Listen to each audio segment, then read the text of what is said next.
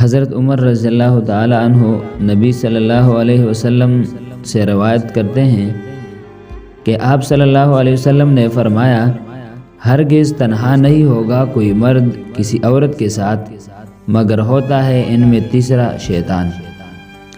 اس حدیث کا مفہوم کچھ یوں ہے، جب کوئی شخص اجنبی عورت کے ساتھ تنہائی میں ہوتا ہے، خواہ وہ دونوں کیسے ہی پاک باز ہوں اور کسی مقصد کے لیے جمع ہوں، شیطان دونوں کو برائی پر ضرور ابھارتا ہے اور دونوں کے دلوں میں ضرور کچھ پیدا کرتا ہے۔ خطرہ ہے کہ زنا واقعہ کرا دے، اس لیے ایسی خلوت سے بہت ہی احتیاط چاہیے، گناہ کے اسباب سے بھی بچنا چاہیے۔ کہتے ہیں بخار روکنے کے لیے نزلہ و زکام روکو۔